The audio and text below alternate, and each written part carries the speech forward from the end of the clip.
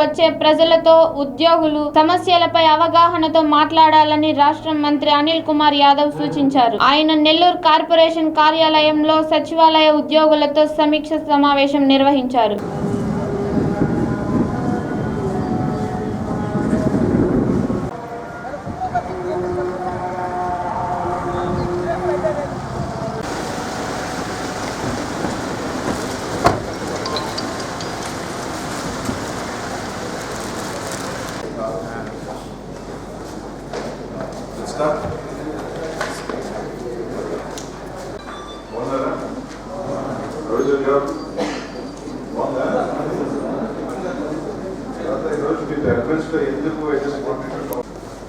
మనం ఎందుకు తీసుకొచ్చారు?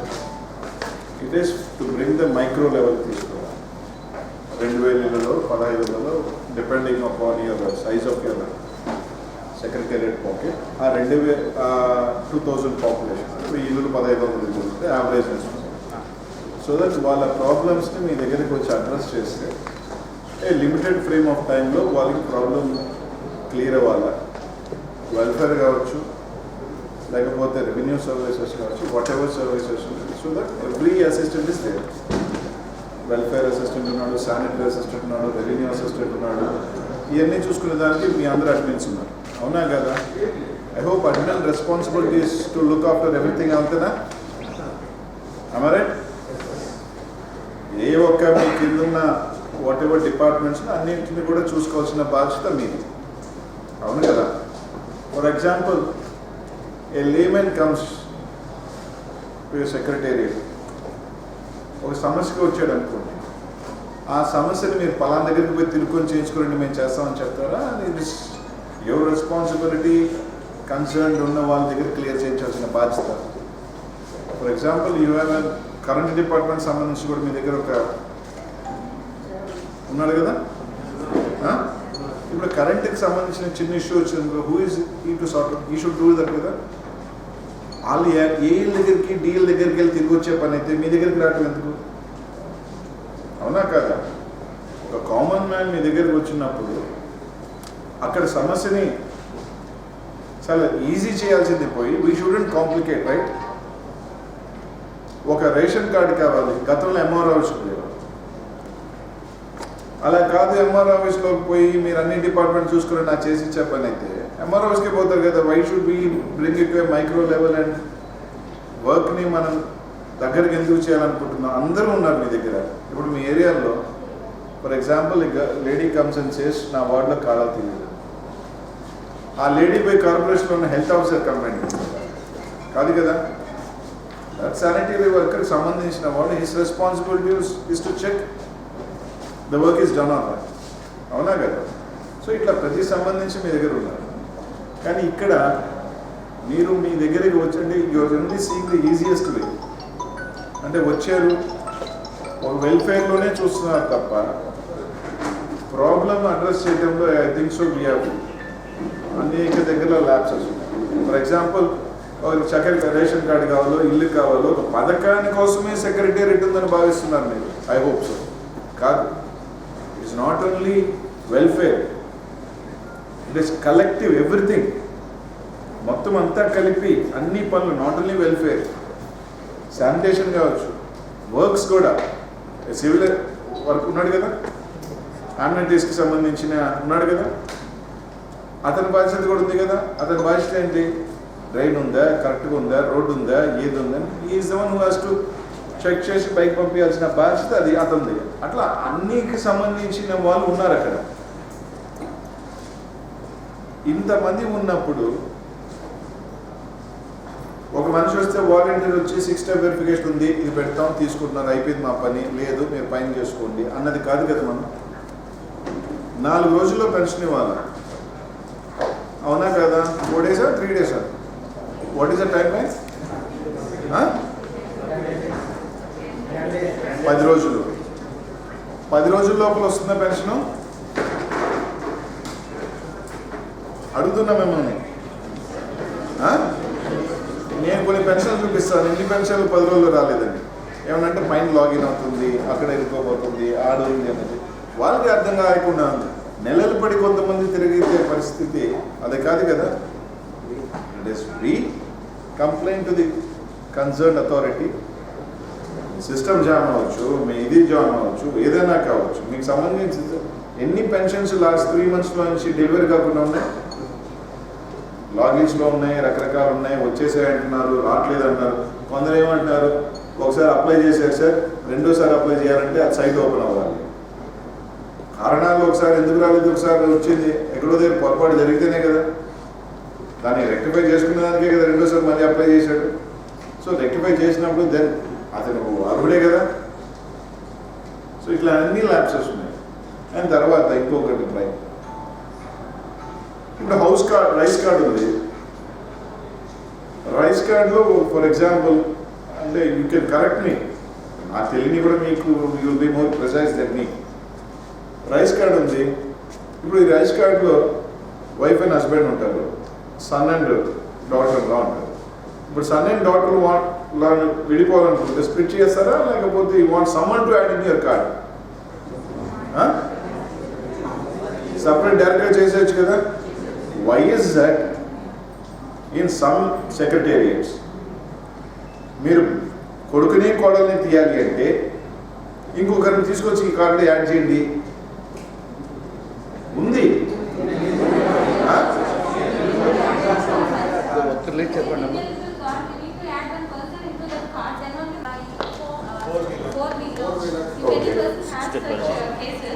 Then that card will be ineligible, sir. Okay. For such cases, we need to add one person. Then only we can split, sir, 2 families. మామూలుగా దాన్ని కూడా split చేయట్లేదంట. Normally we can split, sir, but if there is ineligible card, then only we need one more person to add. ఇప్పుడు ineligible card అంటే తండ్రికి ఇల్లు ఉంటుంది. Yes, sir. ఇప్పుడు నేను వేరే కాపురం పెట్టాను, Yes, sir. వెళ్ళిపోవాలనుకుంటాను, Yes, sir. అప్పుడు But that option also Yes, sir. Yes, sir. అవునా కదా. So then why not splitting? It is not happening, sir. In fact, it is not possible. But if that is ineligible card, sir, eligible card we can do, sir. If that card is eligible, sir. If that card is eligible. So if that card is eligible card, we can do, sir. Whatever you said, that process we can follow. ఇది కావట్లేదు sir, మా భర్త చనిపోయి 20 సంవత్సరాలు అయింది దగ్గర అట్లా చేయట్లా. మనం పథకాల కోసమే కదమ్మా, we are not only for welfare. ఆ 2015 1000 సంబంధించి అక్కడ ప్రతి ఒక్క కార్యక్రమం కూడా చూసుకోవాల్సిన బాధ్యత మీకు. It is all responsibilities old.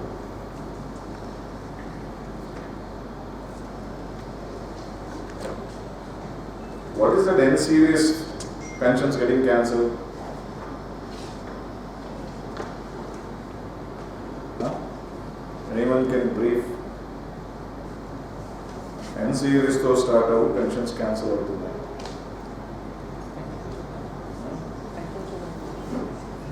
Anyone can brief?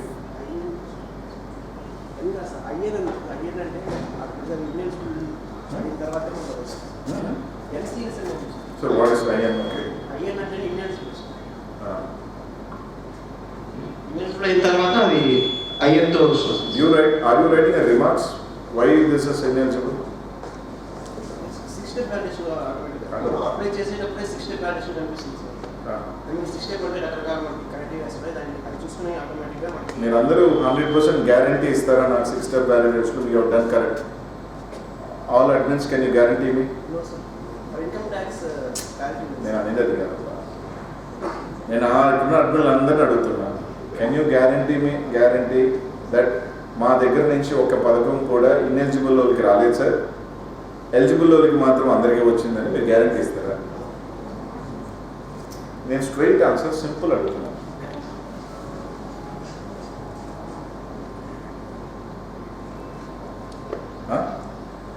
Straight answer, confident answer from you.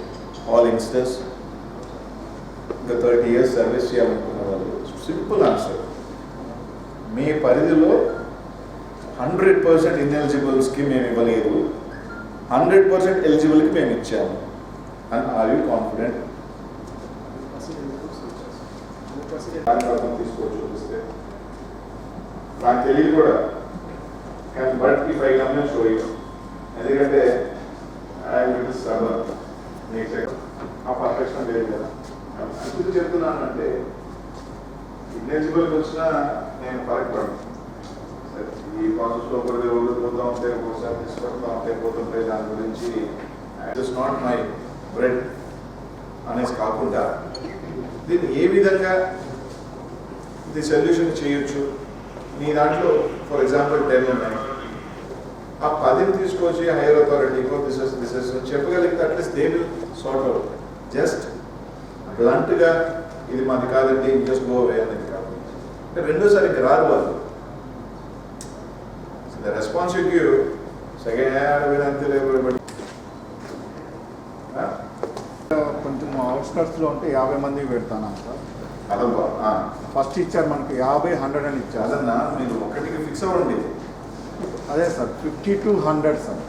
అటెంట్ volunteer 100 ఇచ్చి వాలంటీర్ 50 ఇస్తే అంటే 2 అపార్ట్మెంట్లు ఉంటే 100 మంది అయిపోతారు సార్. సో అట్లాంటి ఓకే అంటే అలాగే ఉంటారు సార్. అపార్ట్మెంట్స్ అయ్యి తర్వాత ఉన్నప్పుడు 100 ఎమ్మున్నారు సార్. అపార్ట్మెంట్స్ ఒక మ్యాపింగ్ చేస్తాం సార్. హౌసెస్ మాత్రం 100 వరకు ఇచ్చి ఒక 50 ఇచ్చి అప్పుడు లేదు సార్, అది మ్యాపింగ్ ఇచ్చినప్పుడు సార్ ఒక వీధి అనుకోండి సార్. ఇంకా థర్డ్ డివిజన్ 3వ division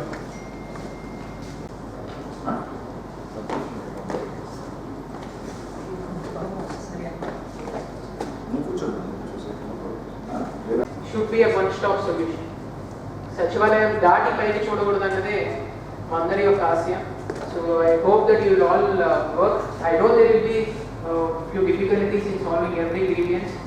I know that you ఎంత కష్టపడినా మా బాసు నవ్వులతోడే కానీ మమ్మల్ని ఇప్పుడు గుమ్మేసి ఇచ్చేటువంటి ఇప్పుడు అనుభవం మీకు మా బాసు అంటే it is how very close your secretariat and volunteer system is to him అని చెప్పేదానికి I hope in every meeting ఈ అప్లాడ్స్ నాకు తెలుసు.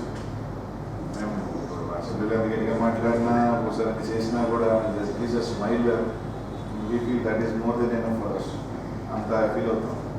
బట్ ఇన్ ఎవ్రీ మీటింగ్ ఈ applause secretariat staff and volunteers that shows it's అంటే అతను ఒక మంచి ఇది చేసుకోవాల్సినప్పుడు ఇంత జరుగుతున్నప్పుడు ఈ feels it's very close to it's heart. So అట్లాంటి దగ్గర పొరపాటు జరిగినప్పుడు ఎక్కువ దగ్గర ఒక బాధ ఉంటుంది. Maybe what have done is wrong or what.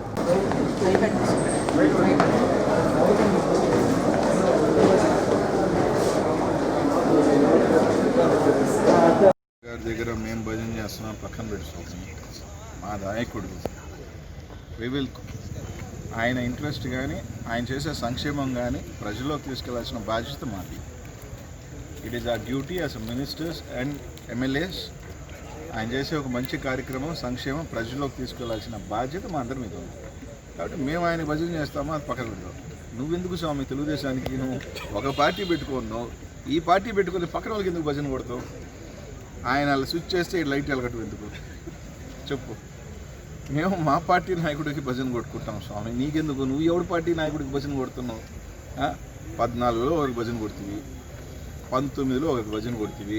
ఆ సిపిఐ వామపక్షాలకి అని చెప్పి ఎర్రగుడ్డేసుకుంటుంది.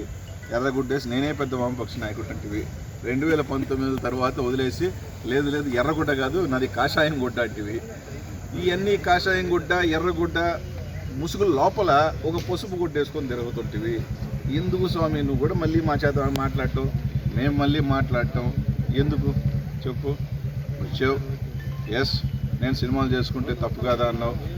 తప్పే ఉంది, మేమేం తప్పనట్లా.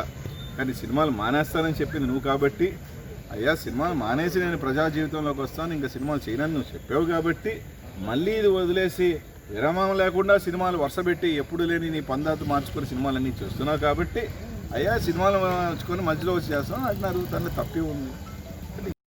ఈ నంబరింగ్స్ వీటిల్లో అందరికీ వేసే కార్యక్రమంలో 3-4 days లేట్ అవుతుంది తప్ప ప్రతి ఒక్కరికి కూడా హౌస్ సైట్ అలొకేషన్ జరుగుతుంది. 7,500 ఇల్లులు కూడా కడతారని చెప్పి తెలియజేస్తాం. అందరూ ఉంటాం. నిజంగా మా కొడాలి నాన్న అన్నది అన్నాడు పాపం. మా కొడాలి నాన్న గారు నిజంగా చెప్తా ఉన్నాను, ప్రతిపక్షంలో 3 సార్లు శాసనసభ్యుడు, మూడు సార్లు అనుకుంటా ఇప్పుడు అధికారంలో. ఇప్పుడు నిజంగా అపోజిషన్లో ఉండి వరుసగా 3 సార్లు గెలవటం అనేది it is one very rarest feet. నాకు తెలిసి అతి తక్కువ మంది ఈ రాష్ట్రంలో వరుసగా 3 సార్లు ప్రతిపక్షాల్లో ఉండి 4వ సారి గెలవటం 4 సార్లు గెలవటం అనేది నాకు తెలిసి వెరీ ఫ్యూ పీపుల్ ఉంటుంది. దాంట్లో కొడాలి నాన్న గారు సార్. ఆయన 4 సార్లు గెలిచిన వ్యక్తి నేను ఓడిలింగం అంటుంటే ఇక మా నాన్న చెప్పినట్టు 2 సార్లు పోటీ చేసిన ఓడిపోయిన నేనేం లింగం అన్నది చెప్పు.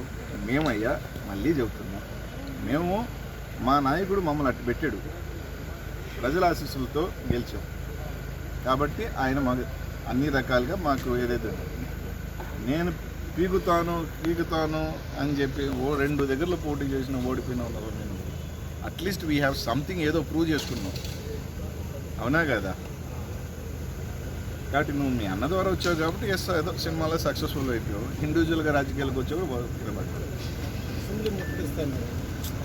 అని మా నాన్ననే చెప్పాడు కదప్పా. దానికి ఎందుకు మళ్ళీ అసెంబ్లీకి ముట్టడిస్తా, పులివెందుల్లో దాకున్న జగన్మోహన్ రెడ్డి గారు నేను ఆడికి వచ్చే ముట్టడిస్తా. సరే రమ్మను, ఎందుకు మార్చిలోనో ఎప్పుడు ఉంటుంది కదా అసెంబ్లీ, రమ్మను. ఆయన ముట్టడిస్తానో గిట్టడిస్తానో ఎవరెవరు తీసి పారేస్తారో లోపల, అది ఎవరి పని వాళ్ళు చేసుకోకపోతే గవర్నమెంట్ అసెస్ డ్యూటీ, ఎవరెవరి పని వాళ్ళు చేసుకోకపోతే. ఏ పార్టీ కూడా నెల్లూరు నగరం బాగుండాలని కోరుకుంటారు. ఫ్లెక్స్లు తగ్గించుకునేదానికి వాళ్ళకి కూడా కొంచెం ఖర్చు భారం మిగులుతుంది. సో వాళ్ళు కూడా దానికి సహకరిస్తారని అనుకుంటాను. అందులో భాగంగా అందరినీ కూడా పిలుస్తాం. ఎక్కడెక్కడైతే ప్రజలు ఇబ్బంది పడుతూ నీళ్ళల్లో కట్టేసుకున్నారో వాళ్ళకి స్థలం ఇచ్చి ఇల్లు ఇచ్చి ఆ పక్కనే చేసే కార్యక్రమంలో భాగంగా అవసరమైన చోట చేసే కార్యక్రమం కూడా వాళ్ళ సలహాలు సూచనలు కూడా తీసుకుంటాం. సో ఇట్లాంటి ఒక ఇనిషియేటివ్స్కి వెళ్ళేటప్పుడు తప్పకుండా it's a transparent government, we are transparent enough. నేను అందరూ చెప్పాం, we not going to go for packages, all works will be simplified అని స్పష్టంగా చెప్పాం. రేపు మేము పిలిచే ఏ వరకు కూడా ఇప్పుడు చూడండి, ఎక్సెప్ట్ ఒక వార్డులో ₹1,00,000 కల్వర్ట్లు వేసేటప్పుడు అట్లాంటి ఒక 10 లక్షలకి 4-5 కల్వర్ట్లు ఆ డివిజన్ వరకు ఒకటిగా చేయండి. ఎందుకంటే ఈజ్ ఆఫ్ డూయింగ్ వర్క్ కోసం తప్ప ఎక్కడా కూడా ప్యాకేజీలు చేయొద్దని చెప్పి ఇప్పుడు పిలిచే ఆల్మోస్ట్ అన్నీ. ఎందుకంటే ఎవరే కాంట్రాక్టర్ అయినా వేసుకోవచ్చు, ఎనీ కాంట్రాక్టర్ వేసుకోవచ్చు. మీకు 4 కోట్లు 3 కోట్లు ఇవి ఉండాల్సిన అవసరం కూడా లేదు. అది 40 లక్షల వరకు అయితే 40 లక్షలు ఉంటుంది. సో అట్లాంటివి కూడా తీసుకుంటున్నాం. సో అన్ని కార్యక్రమాలకు సంబంధించి స్లాటర్ హౌస్ కానీ ఇవన్నీ కూడా వచ్చే నెలాఖరికల్లా కంప్లీట్ చేయమని తీసుకోమంటా ఉన్నాం. సో ఇట్లాంటి చిన్న చిన్న కార్యక్రమాలన్నీ కూడా తీసుకొని ఇంకా బెటర్ వచ్చే నెల ఆల్ పార్టీస్ని కూడా అన్ని పార్టీలకు సంబంధించి నెల్లూరు నగరానికి సంబంధించి అధ్యక్షుల్ని కూడా ఆహ్వానం పంపించమన్నాం. పత్రికా విలేకరులను కూడా ఆల్ హెడ్స్ని కూడా పిలుస్తాను. ఎందుకంటే ఒక మంచి కోసం అందరినీ కలిసి రమ్మని అడుగుతా ఉన్నాం. ఈ ఇట్ల విధంగా ఫ్లెక్సీలు కావచ్చు, లేకపోతే మొన్న వచ్చిన వరదకి మీరు అందరం కూడా చూసాం. తర్వాత ఆడికెళ్ళి కొన్ని కారణాల వల్ల స్థలం లేక ఏదైతే నీళ్ళ లోపల కట్టుకుంటా ఉన్నారో దానివల్ల వచ్చి ఏ విధంగా ఇబ్బంది పడ్డారు చూసి అక్కడక్కడ వాళ్ళందరూ కూడా సహకారం అవసరం. ఎందుకంటే ఫ్యూచర్ అనేది రేపు ఇంకోసారి వరద వస్తుంది, మళ్ళీ ముని వాళ్ళ కాకుండా స్థలం ఇచ్చి ఇల్లు కట్టించి ఎక్కడ అవసరమైతే కొన్ని ఇల్లు తీసే కార్యక్రమంలో భాగంగా వాళ్ళందరూ సహకారం కూడా కావాలి. ఆల్ పార్టీస్ కూడా పిలుస్తాం. వాళ్ళ సలహాలు సజెషన్స్ కూడా దాంట్లో ఖచ్చితంగా తీసుకోమని దానికి సంబంధించి ఒక మీటింగ్ 5-6 తారీఖుల్లో కూడా వాళ్ళకి కూడా పిలిచి ఆహ్వానిస్తాం. వాళ్ళు మంచి within 6 months house to house క్లీన్గా రావాలి అని ఒక ఇనిషియేటివ్తో ముందుకు వెళ్తాను. ఇదే కాకుండా 2-3 కమిషనర్ స్నాంగ్ IAS ఆయన కూడా సెగ్రిగేషన్ నుంచి కలెక్షన్ అయ్యేదాకా 2-3 కంపెనీస్తో మాట్లాడుతూ ఉన్నాడు. అలాగే ఈ ఇంటి డస్ట్ వేస్ట్ కూడా ఏ విధంగా దాన్ని రీసైకిల్ చేసే వాళ్ళతో కూడా మాట్లాడుతూ ఉన్నాడు. వాళ్ళు ఎక్కడికెక్కడికి కంపెనీస్తో మాట్లాడి నేను సైన్స్ పార్క్ ఒకటి పెట్టాలి అని ఒక ఆలోచన కమిషనర్ గారు రావడం, దానికి సంబంధించి ఒక 5 acresలో కూడా ఒక 20 కోట్లు ఖర్చు అయినా సరే దానికి సంబంధించి ఏ విధంగా మనీ పూల్ చేసి ఒక మంచి ఎడ్యుకేటివ్ సైన్స్ పార్క్ని తీసుకురావాలి అని, కిడ్స్కి కానీ పిల్లలకి అందరికీ కూడా న్యాచురల్ ఇది ఉండాలి అని తీసుకురావాలని దాన్ని కూడా ఒక ఆలోచనతో కమిషనర్ గారు దాన్ని కూడా చేస్తున్నాం. దానికి సంబంధించి అన్నీ కూడా మూవ్ చేస్తాం. ఎందుకంటే that will cost us around 20 to 25 crores and that will be the first in the state. Kerala కానీ తమిళనాడులో ఒక దగ్గర చేస్తున్నారు and Orissa they have done. So అట్లాంటిది కూడా తీసుకురావాలని, సో ఇట్లాంటివన్నీ చిన్న చిన్న కార్యక్రమాలు, మంచి కార్యక్రమాలు కూడా ఆర్గనైజ్ చేసుకుంటాం. దానికి సంబంధించి అందరు అడ్మిన్స్తో ఎక్కడెక్కడ ప్రజలు చిన్న చిన్న ఇబ్బందులు పడుతూ ఉన్నారో అవన్నీ కూడా పడకుండా వాళ్ళు ఏమి ఇబ్బందులు పడుతున్నారో వాళ్ళ దగ్గర కూడా తెచ్చుకొని చిన్న చిన్నవి కూడా ల్యాబ్సెస్ అన్నీ కూడా క్లియర్ చేసుకొని, అలాగే వర్క్స్ పార్ట్ని కూడా ఫిబ్రవరి మార్చ్ కల్లా కూడా అన్నీ కూడా కంప్లీట్ చేయాలా నిర్ణయాలు తీసుకోవటం. శానిటేషన్కి సంబంధించి ఫస్ట్గా సంక్రాంతి పండగ రోజుల్లో 2 వార్డ్స్ని పైలట్ ప్రాజెక్ట్స్గా హౌస్ టు హౌస్ సెగ్రిగేషన్తో సహా వెట్ అండ్ డ్రై వేస్ట్తో సహా ఒక నెల రోజుల పాటు ఇంటికి 2 బిన్స్ని ఇచ్చి, అలాగే ఏ విధంగా పొడి అలాగే తడి చెత్తని వేరు చేయాలా ఒక పాంప్లెట్ రూపంలో ఎడ్యుకేట్ చేస్తూ ఒక 2 డివిజన్స్ని తీసుకోమన్నాం ఒక పైలట్గా ఒక నెల రోజుల పాటు. అది తీసుకున్న తర్వాత దాంట్లో ప్లస్ అండ్ మైనసెస్ అన్నీ కూడా తీసుకొని మే కల్లా నెల్లూరు నగరం 100% house to house collection with wet and dry waste segregation తీసుకురావాలి అని ఒక కార్యక్రమాన్ని రూపొందించమని చెప్పడం జరిగింది. అందులో భాగంగా అన్ని కార్యక్రమాలు ఏ విధంగా ప్లాన్ అవుట్ చేయాలన్నది, అలాగే ప్లాంటేషన్స్ కానీ ముఖ్యంగా లాస్ట్ 8 months నుంచి చెప్తా ఉన్నా, మళ్ళీ కూడా చెప్తాను, దాని ముందు నుంచి ఈసారి స్ట్రిక్ట్గా ఒక రూల్ ఒక దీనిలో పాస్. ఎందుకంటే any flexes which is been ఎక్కడ రోడ్లో పెడతారో మున్సిపాలిటీ కట్టకుండా అది లీగలే, అది ఎవరిదైనా కానీ.